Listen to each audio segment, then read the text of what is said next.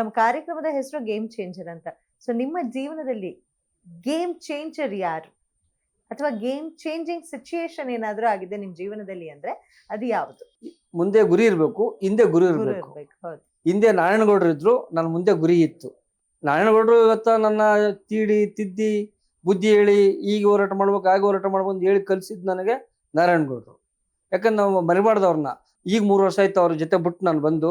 ಯಾಕಂದ್ರೆ ಜನಗಳು ಅಭಿಪ್ರಾಯ ಇತ್ತು, ನಮ್ಮ ಭಾಗದ ಕಲ್ಯಾಣ ಕರ್ನಾಟಕ ಉತ್ತರ ಕನ್ನಡ ಜನಗಳು ಒಬ್ಬ ರಾಜ್ಯಾಧ್ಯಕ್ಷ ಆಗ್ಬೇಕು, ನಮ್ಮ ಭಾಗದಲ್ಲಿ ಬಹಳಷ್ಟು ಅನ್ಯಾಯ ಆಗ್ತಿದೆ ಅಂತ ಹೇಳಿದಾಗ ನಾನು ನಾರಾಯಣಗೌಡರ ಹತ್ರ ನೇರವಾಗಿ ಕೇಳ್ಕೊಂಡು ಅವ್ರ ಆದೇಶ ಮಾತಾಡಿ ಅವ್ರ ಪರ್ಮಿಷನ್ ತಗೊಂಡು ಹೊರಗಡೆ ಬಂದೆ ನಾನು. ಅದರಿಂದ ಸೊ ಅವರೇ ನಿಮ್ಮ ಗೇಮ್ ಚೇಂಜರ್? ಹೌದು ಹೌದು, 100%. ಸೊ ಬಹಳಷ್ಟು ಹೋರಾಟಗಳನ್ನ ಮಾಡ್ಕೊ ಬಂದಿದ್ದೀರಾ. ಸೊ ನಿಮ್ಮ ಈ ಹೋರಾಟಗಳ ಜೊತೆಗೆ ಒಂದು ದಾಖಲೆ ಕೂಡ ಇದೆ, ಬಹಳಷ್ಟು ಜಾಸ್ತಿ ಜೈಲ್ಗೆ ಹೋಗಿ ಬಂದವ್ರು ತಾವೇ ಅನ್ನುವಂಥದ್ದು. ಹೌದು ಮೇಡಮ್, ಹೌದು. ಸೊ ಅದ್ರ ಬಗ್ಗೆ ಏನ್ ಹೇಳ್ತೀರಿ ಸರ್? ಕರ್ನಾಟಕದಲ್ಲಿ ಎಷ್ಟೋ ಜನ ಹೋರಾಟಗಾರರು ಇದ್ದಾರೆ. ವಾಟಾಳ್ ನಾಗರಾಜ್ ಆಗಿರ್ಬೋದು, ಸಾರಾ ಗೋವಿಂದ ಆಗಿರ್ಬೋದು, ನಾರಾಯಣಗೌಡರು ಆಗಿರ್ಬೋದು, ಜಿ ನಾರಾಯಣ ಕುಮಾರ್ ಆಗಿರ್ಬೋದು, ಸಾಕಷ್ಟು ಹಿರಿಯ ಹೋರಾಟಗಾರರು ಬಹಳಷ್ಟು ಜನ ಇದ್ದಾರೆ. ನಾನು ಏನು ಹೇಳ್ತೀನಿ, ಅವರೆಲ್ಲ ತ್ಯಾಗ ಮಾಡಿದ್ದಾರೆ. ಈ ಕೇಸ್ ಏನಾಗುತ್ತೆ ಅಂದರೆ, ಅವರು ಹೋರಾಟ ಪಾಪ ಬಂಧನ ಬಿಡುಗಡೆ ಹೋರಾಟಗಳು ಕೆಲವು ಜನ ಅವ್ರದ್ದೆಲ್ಲ ಆ ಥರ ಇತ್ತು. ನನ್ನ ಹೋರಾಟ ಏನಂದರೆ ಉಗ್ರ ಹೋರಾಟ. ನಾವು ಯಾಕಂದರೆ ಈ ಕಲ್ಯಾಣ ಕರ್ನಾಟಕ ಜನ ಸ್ವಲ್ಪ ಉಪ್ಪು ಖಾರ ಜಾಸ್ತಿ ತಿಂತೀವಿ, ಕೋಪ ಜಾಸ್ತಿ ಇರುತ್ತೆ ನಮಗೆ. ಹೋಗ್ಬೇಕು, ಏನೋ ಒಂದು ಮಾಡಬೇಕು, ನೋಡ್ಕೊಂಬ ಅಂದ್ರೆ ಮಾಡ್ಕೊಂಬರ್ತಿದ್ವಿ. ನಾರಾಯಣಗೌಡರು ಬರೀ ಸುಮ್ಮನೆ ನೋಡ್ಕೊಂಬಾರೋ ಅಂದ್ರೆ ಸಾಕು, ನಾವು ಹೋಗಿ ದಾಂಧಲೆ ಮಾಡಿ ಹೊಡೆದ್ಬಿಟ್ಟು ಜೈಲ್ಗೆ ಹೋಗ್ತಿದ್ವಿ. ಯಾಕಂದ್ರೆ ನಮ್ಗೆ ರೋಷ ಕಿಚ್ಚು ಯೌವನ ಹಂಗಿತ್ತು ನಮಗೆ ಯುವಕರಿದ್ದಾಗ. ಆ ಥರ ಮಾಡಬೇಕು. ಯಾಕಂದ್ರೆ ನಾವು ನಾಡಪರ ಹೋರಾಟ ಅನ್ಯಾಯ ಎಲ್ಲೂ ಹೋಗಿಲ್ಲ. ನಾವು ನಮ್ಮ ನಾಡು ಉಳಿಬೇಕು, ನಾವು ನಾಡಿನ ಮಕ್ಕಳಿಗೆ ರಕ್ಷಣೆ ಮಾಡಬೇಕು, ನಮ್ಮ ಕನ್ನಡದ ಮಕ್ಕಳಿಗೆ ಉದ್ಯೋಗಗಳು ಸಿಗಬೇಕು, ಅದು ಗುರಿ ಇಟ್ಕೊಂಡು ನಾವು ಕೆಲಸ ಮಾಡ್ತಾ ಇದೀವಿ. ಇಲ್ಲಿ ಯಾರಿಗ್ಯಾರು ರೌಡಿಸಮ್ ಮಾಡ್ತಲ್ಲ, ದಬ್ಬಳಿಕೆ ಮಾಡ್ತಲ್ಲ, ಕನ್ನಡ ಕೆಲಸ ಮಾಡ್ತಾ ಇದೀವಿ ನಾವು. ಓಕೆ. ಸೊ ಇವಾಗ ಬಹಳಷ್ಟು ಕನ್ನಡಕ್ಕಾಗಿ ಹೋರಾಟನ ಮಾಡಿದ್ದೀರಾ. ಸೊ ನಿಮ್ ಪ್ರಕಾರ ಕನ್ನಡಕ್ಕೆ ತಾವು ಮಾಡಿದಂತ ಹೋರಾಟಕ್ಕೆ ನ್ಯಾಯ ಸಿಕ್ಕಿದ್ಯಾ? ಮೇಡಮ್ ಸಿಕ್ಕಿದೆ. ಈಗ ನನ್ನ ಮೇಲೆ 48 ಕೇಸು, 17 ಸಲ ಜೈಲು, 2 ಕಡೆ ರೌಡಿ ಲಿಸ್ಟ್ ಮಾಡಿದ್ದಾರೆ. ಇವೆಲ್ಲ ಏನಾಗುತ್ತಂದ್ರೆ ನಮಗೆಲ್ಲ ನಾವು ಮಾಡೋದಕ್ಕೆ, ಒಳ್ಳೆ ಕೆಲಸ ಮಾಡೋದಕ್ಕೆ ಇವೆಲ್ಲ ಪದ್ಮಭೂಷಣ ಪ್ರಶಸ್ತಿ ಸಿಕ್ಕಂಗೆ ನನಗೆ. ಒಂದೊಂದು ಅವಾರ್ಡ್ಗಳು ಅಂದರೆ ಪದ್ಮಭೂಷಣ ಪ್ರಶಸ್ತಿ, ಡಾಕ್ಟರ್ ರಾಜ್ಕುಮಾರ್ ಪ್ರಶಸ್ತಿ, ಅವಾರ್ಡ್ಗಳು ಸಿಕ್ಕಂಗೆ ನನಗೆ. ಇವೆಲ್ಲ ಕೇಸು ಅವೆಲ್ಲ ಆಗ್ತಾರೆ, ಹೋಗುತ್ತೆ, ಕ್ಲೋಸ್ ಆಗ್ತವೆ, ನನಗೆ ಭಯ ಇಲ್ಲ. 100 ಸಲ ಕೇಸ್ ಹಾಕಲಿ, 100 ಸಲ ಜೈಲಿಗೆ ಕಳಿಸ್ಲಿ, ಎಲ್ಲ ಜೈಲು ನೋಡಿದ್ದೀನಿ. ಅಂಡಮಾನ್ ಜೈಲು ನೋಡೋದೊಂದು ಬಾಕಿ ಇದೆ ಕರ್ನಾಟಕದಲ್ಲಿ. ಕರ್ನಾಟಕ ಜೈಲು ಎಲ್ಲ ನೋಡಿದ್ದೀನಿ. ಅಂಡಮಾನ್ ಜೈಲು ಅಂತ ತೋರಿಸಿದ್ರೆ ಹೋಗಿ ನೋಡ್ಕೊಂಬರ್ತೀನಿ ನಾನು, ಅದೊಂದು ಜೈಲು. ಸೊ ಕನ್ನಡಕ್ಕೆ ಸಿಗ್ಬೇಕಾದಂತ ಸ್ಥಾನಮಾನ ಸಿಕ್ಕಿದೆ ಅಂತ ಅನ್ಸುತ್ತೆ ಮೇಡಮ್? ನಮಗೆ ಜಯ ಸಿಕ್ಕಿದೆ. ನಾನು ಹೇಳಿದ್ನಲ್ಲ, 4700 ಉದ್ಯೋಗಗಳಲ್ಲಿ ಜಯ ಸಿಕ್ಕಿದೆ, ಖುಷಿ ಇದೆ ನನಗೆ. ಈ ಮತ್ತೆ ನಮ್ಮ ಕರ್ನಾಟಕ ಸೇನೆಯಿಂದ ಸತತ 3 ವರ್ಷ ಹೋರಾಟ ಮಾಡ್ತಾ ಇದೀವಿ ನಾವು. ಈ ಆನ್ಲೈನ್ ಬೆಟ್ಟಿಂಗ್ ಗೇಮ್ಗಳು, ಆಟದ ಮಕ್ಕಳು, ವಿದ್ಯಾರ್ಥಿಗಳು, ಸಾಕಷ್ಟು ಜನ, ಲಕ್ಷಾಂತರ ವಿದ್ಯಾರ್ಥಿಗಳು ಗೇಮ್ ಆಟ ಆಡಿ ತಂದೆ ತಾಯಿನ ಕಳ್ಕೊಂಡಿದ್ದಾರೆ. ಅವರು ಆತ್ಮಹತ್ಯೆ ಮಾಡ್ಕೊಂಡು ಸತ್ತೋಗಿದ್ದಾರೆ, ಲಕ್ಷಾಂತರ ರೂಪಾಯಿ ಸೋತಿದ್ದಾರೆ. ಇವತ್ತು ನಮ್ಮ ನಾಡಿನ ಮಕ್ಕಳು, ವಿದ್ಯಾರ್ಥಿಗಳು IAS ಆಫೀಸರ್ಗಳಾಗಬೇಕು, KS ಆಗಿರ್ಬೇಕಾಗಿತ್ತು, ಡಾಕ್ಟರ್ಗಳು ಆಗ್ಬೇಕಾಗಿತ್ತು, ಎಜುಕೇಶನ್ ಭಾಳಷ್ಟು ಚೆನ್ನಾಗಿ ಓದಬೇಕಾಗಿತ್ತು ಹುಡುಗರುಗಳು. ಸಾಕಷ್ಟು ವಿದ್ಯಾರ್ಥಿಗಳು ಇವತ್ತು ಆನ್ಲೈನ್ ಬೆಟ್ಟಿಂಗ್ ಆಡಿ ದುಡ್ಡನ್ನು ಸೋತು ಆತ್ಮಹತ್ಯೆಗಳು ಮಾಡ್ಕೊಂತಿದ್ದಾರೆ. ನಮ್ಗೆ ವಿಚಾರ ಗೊತ್ತಾಯ್ತು. ನನ್ನ ಮಗ ರಘು ಪಡ್ಕೋಟಿ 4-5 ವರ್ಷದಿಂದ ಸಂಚು ಮಾಡಿ ಎಲ್ಲ ಅಪ್ಪ ಇದ್ರ ಬಗ್ಗೆ ದನಿ ಎತ್ತಬೇಕಂತೇಳಿ 2002ರಿಂದ ನಾವು ದನಿ ಎತ್ಕೊಂಡ್ ಬಂದಿದ್ದೀವಿ. ಮೊದಲನೇ ಹೋರಾಟ ಫ್ರೀಡಮ್ ಪಾರ್ಕಲ್ಲಿ ಮಾಡಿದ್ದೀವಿ. ಮತ್ತು ನಾಡಿನ ಮುಖ್ಯಮಂತ್ರಿಗೆ, ಹೋಮ್ ಮಿನಿಸ್ಟರ್ಗೆ ಎಲ್ಲರಿಗೂ ಪತ್ರ ಬರ್ದೀವಿ. ಕೇಂದ್ರ ಸರ್ಕಾರಕ್ಕೆ ಮೋದಿಯವರಿಗೂ ಲೆಟ್ರ್ ಬರ್ದೀವಿ, ಹೋಮ್ ಮಿನಿಸ್ಟರ್ಗೆ ಲೆಟ್ರ್ ಬರ್ದೀವಿ, ಕಮಿಷನರ್ಗೆ, IG ಗೆ ಎಲ್ಲರಿಗೂ ಲೆಟ್ರ್ ಕೊಟ್ಟು ದಾಖಲೆಗಳಿದೆ ನನ್ನ ಹತ್ರ. ಸುಮಾರು ಒಂದು 8 ಜನಕ್ಕೆ ಅರೆಸ್ಟ್ ಮಾಡಿಸಿದ್ವಿ. ಈ ಆನ್ಲೈನ್ ಬೆಟ್ಟಿಂಗ್ ಆಡೋರ್ಗಿತ್ತು. ಪಪ್ಪಿಗೂಡ ನನ್ನ ಮಗನ ಹೋರಾಟ ಅದು ಅರೆಸ್ಟ್ ಆಗಿದ್ದು. MLA ಚಿತ್ರದುರ್ಗ MLA ಮತ್ತು ಸಾಕಷ್ಟು ಜನಕ್ಕೆ ಅರೆಸ್ಟ್ ಮಾಡಿಸಿದ್ದೀವಿ. ಇನ್ನು ಸಾಕಷ್ಟು ಜನ ಆ ಥರ ಇದ್ದಾರೆ ಬೆಂಗಳೂರು ಕರ್ನಾಟಕದಲ್ಲಿ. ಅವ್ರನ್ನೆಲ್ಲ ಮುಕ್ತ ಆಗಂಟ ನಮ್ಮ ಹೋರಾಟ ನಿರಂತರವಾಗಿರುತ್ತೆ.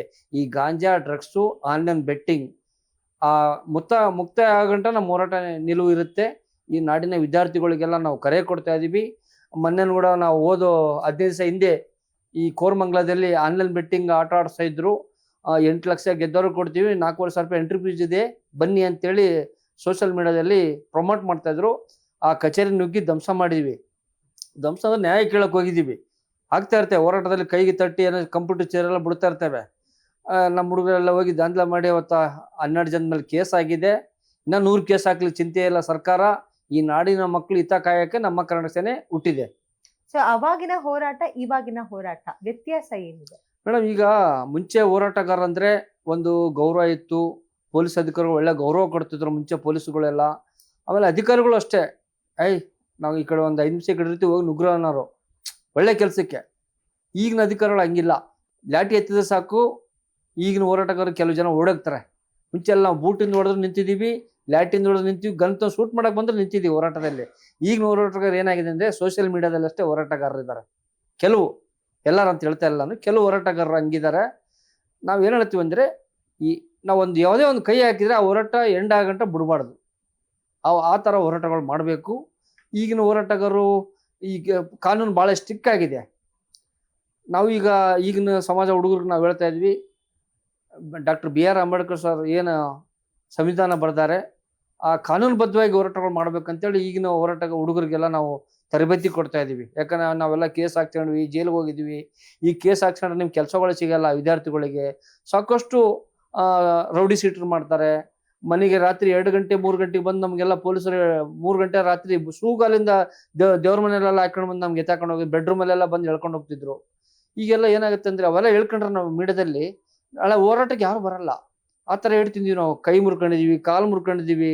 ಈ ಮೈಯಲ್ಲಿ ಬಟ್ಟೆ ಬಿಚ್ಚಿದ್ರೆ ಎಲ್ಲ ಬರೆಗಳು ಆಗೇ ಇದೆ ನಮ್ಗೆ, ಹೊಡೆದಿರೋ ಏಟುಗಳು. ಅಷ್ಟು ಏಟು ತಿಂದಿದ್ವಿ. ಈಗಿನ ಹೋರಾಟಗಾರರು ಏಟು ತಿನ್ನಲ್ಲ, ಶಾಲ್ ಜೋಬಲ್ ಇಟ್ಕೊಂಡು ಓಡಾಡ್ತಾರೆ ಕೆಲವು ಹುಡುಗರುಗಳು. ಆ ಥರ ಇದೆ ಪೊಸಿಷನ್ನು. ಯಾಕಂದ್ರೆ ಇದ್ದಾರೆ ಹೋರಾಟಗಾರರು, ಎಲ್ಲರೂ ಹಂಗೆ ಇರಲ್ಲ, ಒಳ್ಳೆಯವರು ಇದ್ದಾರೆ, ಕೆಟ್ಟವರು ಇದ್ದಾರೆ. ಈಗಿನ ಹೋರಾಟಗಾರರು ಸ್ವಲ್ಪ ಭಯ ಬೀಳ್ತಾರೆ. ಅವಾಗ ಭಯ ಇರಲಿಲ್ಲ ನಮಗೆ. ಅವಾಗ ನಮ್ಗೆ ಕಿಚ್ಚಂಗೆ ತುಂಬ ನಾರಾಯಣಗೌಡರು. ಸರಿ, ಈಗ ತಾವು ಬರೀ ಹೋರಾಟ ಮಾಡೋದಷ್ಟೇ ಅಲ್ದ್ರೆ ಬಹಳಷ್ಟು ಸಮಾಜಮುಖಿ ಕೆಲಸಗಳನ್ನ ಕೂಡ ಮಾಡ್ತಾ ಬಂದಿದ್ದೀರಾ. ಸೊ ಅದ್ರ ಬಗ್ಗೆ ಹೇಳೋದಾದ್ರೆ ಅದಕ್ಕೆ ಪ್ರೇರಣೆ ಏನು? ಮೇಡಮ್, 2006, 7, 8ರಲ್ಲಿ ನಮ್ಮ ಭಾಗದ ಯಾದಗಿರಿ ಜಿಲ್ಲೆ ಶಾಪುರ ಸುರಪುರದಲ್ಲಿ ನೆರೆಹಾವಳಿ ಬಂದಾಗ ಸಾಕಷ್ಟು ಇಲ್ಲಿಂದ ಬೆಡ್ಶೀಟ್ಗಳು, ದನಸಿಗಳೆಲ್ಲ ತೊಗೊಂಡೋಗಿ ಅಲ್ಲೆಲ್ಲ ಫ್ಲಡ್ ಎಲ್ಲೆಲ್ಲ ಆಗಿದೆ ಅಲ್ಲೆಲ್ಲ ಬೆಡ್ಶೀಟ್ಗಳು ಕೊಟ್ಟಿದ್ದೀವಿ, ರೇಷನ್ ಕೊಟ್ಟಿದ್ದೀವಿ. ಸಾಕಷ್ಟು ಕೆಲಸ ಮಾಡ್ಕೊಂಡು ಬಂದಿದ್ದೀನಿ. ಮತ್ತು ಆ ಭಾಗದಲ್ಲಿ ಸಾಮೂಹಿಕ ಮದುವೆಗಳು, ನಮ್ಮ ಭಾಗದಲ್ಲಿ ರೈತರು ಪಾಪ ಸಾಲ ಮಾಡ್ಕೊಂಡು 2 ಲಕ್ಷ 3 ಲಕ್ಷ ಸಾಲ ಮಾಡ್ಕೊಂಡು ಗೂಳೆ ಬರ್ತಿದ್ರು. ಮುಂಬೈ ಹೋಗ್ತಿದ್ರು, ಮಹಾರಾಷ್ಟ್ರ ಹೋಗ್ತಿದ್ರು, ಗೋವಾ ಹೋಗ್ತಿದ್ರು, ಬೆಂಗಳೂರು ಬರ್ತಿದ್ರು. ಆ ಸಂದರ್ಭದಲ್ಲಿ ನಾನು 1 kg ಅರ್ಧ kg ಗೋಲ್ಡ್ ಹಾಕ್ತಿದ್ದೆ. ಅವಾಗ ದುಡ್ಡು ಸಂಪಾದನೆ ಮಾಡಿ ದುಡ್ಡಲ್ಲಿ ಗೋಲ್ಡ್ಗಳು ಜಾಸ್ತಿ ಆಗ್ತಿದ್ದೆ. ಅವಾಗ ಹೋದಾಗ ನಾನು ನೋಡೋಕ್ಕೆ ಹಳ್ಳಿ ಜನ ಬರೋರು, ಪಡ್ಕೋಟಿ ಹೆಂಗಿದಾನೆ ಅಂತ ನೋಡಕ್ಕೆ ಬರೋಕೆ. ಅವಾಗ ನಮಗೆ ತೀರ್ಮಾನ ಆಯಿತು, ನಾನು ಹುಟ್ಟಿದ ಜಾಗಕ್ಕೆ ಏನೋ ಒಂದು ಮಾಡ್ಬೇಕಂತೇಳಿ ಗೋಲ್ಡ್ ಎಲ್ಲ ಮಾರಿಬಿಟ್ಟು ಸಾಮೂಹಿಕ ಮದುವೆಗಳು ಮಾಡೋಕ್ಕೆ ಶುರು ಮಾಡಿದೆ. ಆ ಭಾಗದಲ್ಲಿ ಸುಮಾರು 1000 ಜೋಡಿ ಸಾಮೂಹಿಕ ಮದುವೆ ಮಾಡಿದ್ದೀನಿ. ಸುರಪುರ ತಾಲೂಕು, ಶಾಪುರ ತಾಲೂಕಲ್ಲಿ. ಮತ್ತು ಲಕ್ಷಾಂತರ ವಿದ್ಯಾರ್ಥಿಗಳಿಗೆ ನೋಟ್ ಪುಸ್ತಕ ಕೊಟ್ಟಿದ್ದೀನಿ, ಬ್ಯಾಗ್ ಕೊಟ್ಟಿದ್ದೀನಿ, ಬಿಸಿ ಊಟದ ತಟ್ಟೆಗಳು ಕೊಟ್ಟಿದ್ದೀನಿ. ಸಾಕಷ್ಟು ಕೆಲಸ ಮಾಡಿದ್ದೀನಿ. ಮತ್ತು ಮಠ ಮಂದಿರಗಳಿಗೆ ಅಷ್ಟೇ ನಾನು ಇವತ್ತಿಗೂ ಮಾಡ್ತಾ ಇದ್ದೀನಿ. ನನ್ನ ಸೇವೆ ಕೈಲಾದಷ್ಟು ಸೇವೆ ಮಾಡ್ತಾ ಇದ್ದೀನಿ ಮಠ ಮಂದಿರಗಳು. ಆ ಭಾಗದಲ್ಲಿ ಯಾವುದೇ ಮಠದ ಕಾರ್ಯಕ್ರಮದಲ್ಲಿ ಸೇವೆ ಮಾಡ್ಕೊಂಡು ಬರ್ತಾ ಇದ್ದೀನಿ ಆ ಭಾಗದಲ್ಲಿ.